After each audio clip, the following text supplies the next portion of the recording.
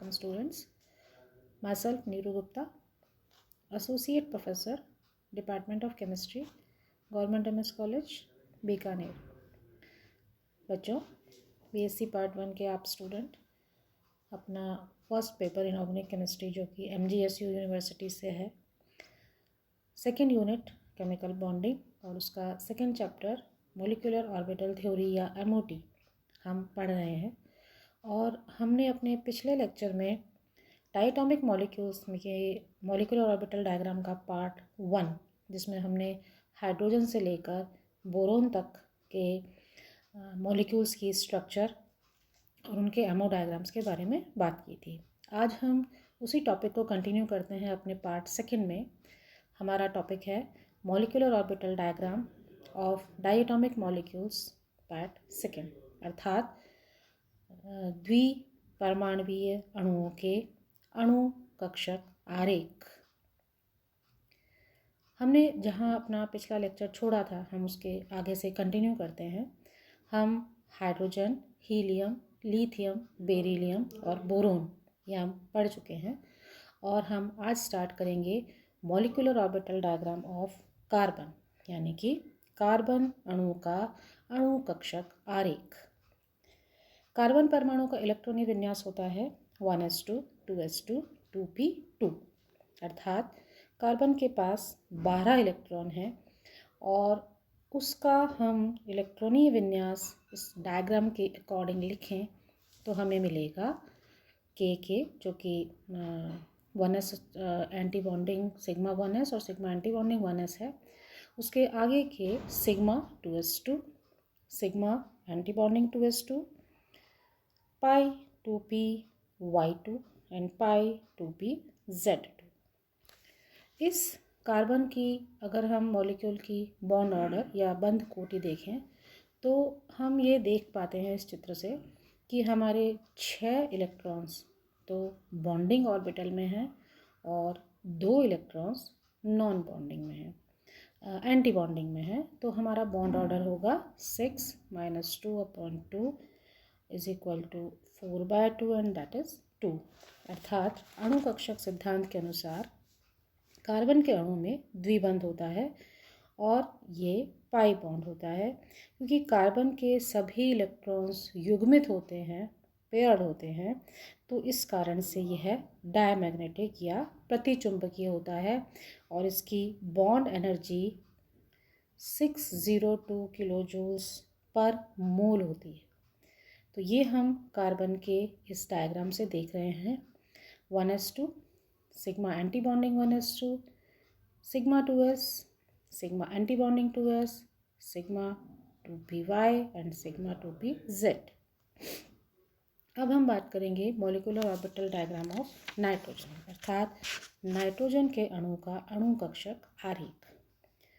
Nitrogen का electronic विन्यास है 1s2, 2s2, 2p3, अर्थात कुल 14 इलेक्ट्रॉन्स को भरा जाना है और इसका कॉन्फ़िगरेशन जो हमें मिलता है वो होता है सिग्मा के sigma 2s2, sigma anti bonding 2s2, pi 2py2, pi 2pz2 and pi 2p sigma 2px2। Bond order जब हम इसका निकालेंगे तो हमें 8 इलेक्ट्रॉन्स मिलते हैं बॉन्डिंग ऑर्बिटल में और 2 इलेक्ट्रॉन्स मिलते हैं नॉन बॉन्डिंग में। इसलिए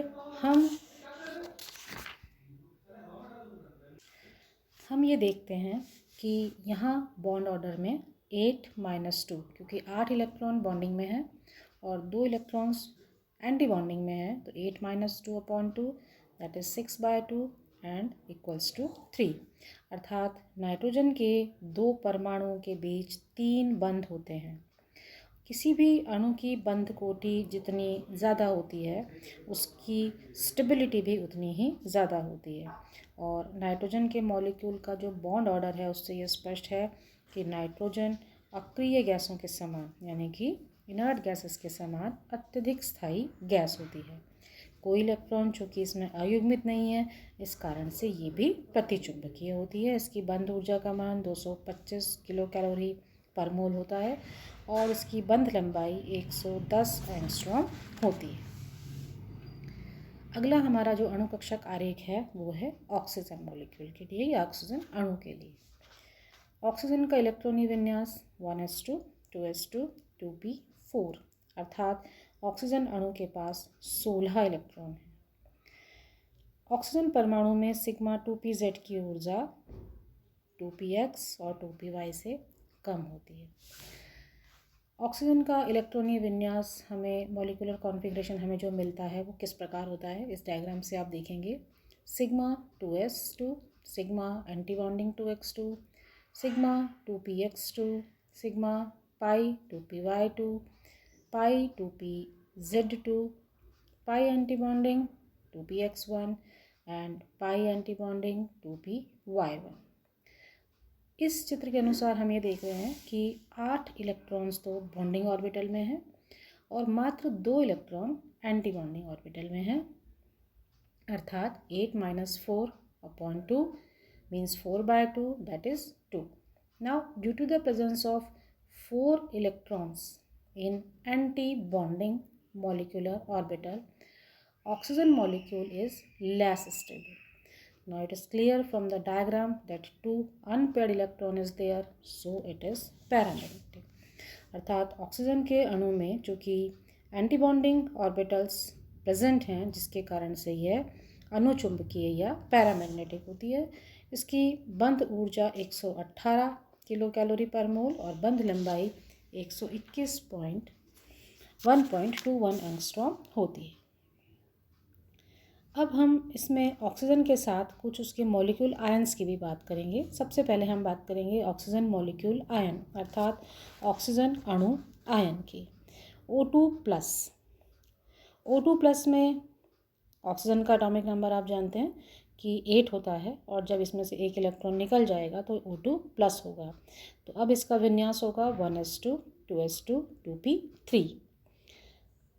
इसमें एक इलेक्ट्रॉन पाई एंटी बॉन्डिंग 2px से निकलता है और इस कारण से इसका जो इलेक्ट्रॉनीय विन्यास हमें प्राप्त होता है वो होता है sigma 2s2, sigma anti bonding 2s2, sigma 2px2, pi 2py2, pi 2pz2, pi anti bonding 2px1 and pi anti bonding 2py0। तो नंबर ऑफ बॉन्डिंग इलेक्ट्रॉन्स हो गए 2 + 2 + 2 + 2 = 1 8 and number of anti bonding electrons कितने हुए 2 + 1 = 3 अर्थात 5/2 और हमें मिलेगा 2.5। अब चूँकि ऑक्सीजन अणु आयन की बंध कोटि ऑक्सीजन के अणु से ज़्यादा है इसलिए ऑक्सीजन अणु आयन ज़्यादा स्थायी होता है और एक अयुग्मित इलेक्ट्रॉन होने के कारण यह अनुचुंबकीय होता है। इसकी बंध ऊर्जा का मान 153.69 किलो कैलोरी पर मोल होता है और बंध लंबाई 1.12 एंगस्ट्रॉम होती है। अब हम देखेंगे सुपर ऑक्साइड आयन। ऑक्सीजन के पास यदि एक इलेक्ट्रॉन और आ जाए तो सुपर ऑक्साइड आयन बनता है और इसका विन्यास हो जाता है 1s2 2s2 2p5। यहाँ हमें बंध कोटि 8 - 5/2 यानी कि 1.5 मिलती है अर्थात ये ऑक्सीजन की तुलना में कम स्थायी है।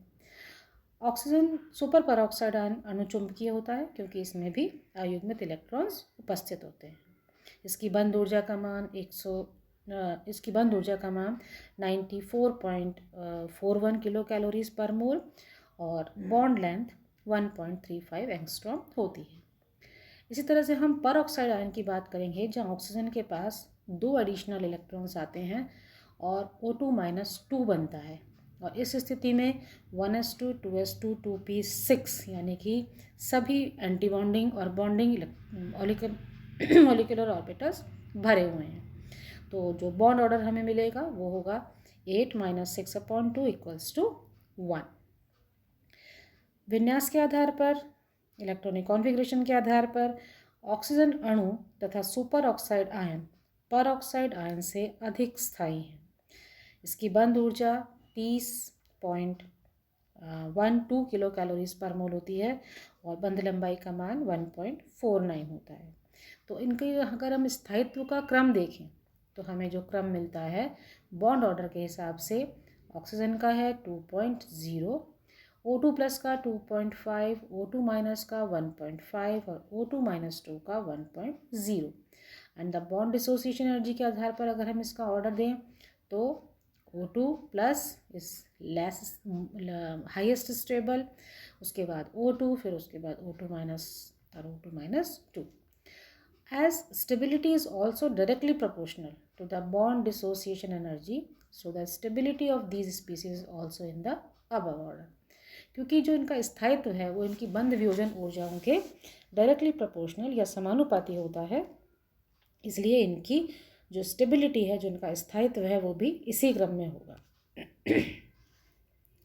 अब हम बात करेंगे molecular orbital diagram of fluorine अणु का अणु कक्षक आरेख।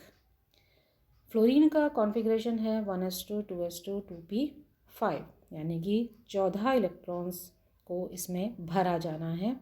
विन्यास के अनुसार हम इसे लिख सकते हैं, जो आप इसके चित्र में भी देख पाएंगे। और इसका कॉन्फ़िगरेशन है sigma 1s2, sigma antibonding 1s2, sigma 2s2, sigma antibonding 2s2, sigma 2pz2, sigma pi 2px2, pi 2py2, pi antibonding 2px2 and pi antibonding 2py2। 14 electrons भर चुके हैं। बॉन्ड ऑर्डर जो हमें मिलेगा उसमें हम 8 और 6 इलेक्ट्रॉन्स का डिस्ट्रीब्यूशन देख रहे हैं, अर्थात इसकी बंध कोटि का मान होगा 1। और चूंकि इसमें कोई अयुग्मित इलेक्ट्रॉन नहीं है, इस कारण इसकी प्रकृति प्रतिचुंबकीय होती है, डायमैग्नेटिक होती है, और इसकी बंध ऊर्जा का मान 155 किलो जूल्स पर मोल होता है, और बंध लंबाई लगभग 1.41 एंगस्ट्रॉम होती है। और इसी क्रम में अब हम लास्ट बात करेंगे molecular orbital diagram of neon की। नियोन अक्रिय गैस है जिसका विन्यास होता है 1s2 2s2 2p6, अर्थात टोटल 20 इलेक्ट्रॉन्स को भरा जाना है, और ये 20 के 20 इलेक्ट्रॉन्स पेयर्ड होते हैं। इसका विन्यास जब हम लिखते हैं तो वो हमें प्राप्त होता है sigma 2s2, sigma antibonding 2s2, sigma 2px2, pi 2py2, pi 2pz2, pi antibonding 2pz2, pi antibonding 2py2 and sigma antibonding 2px2।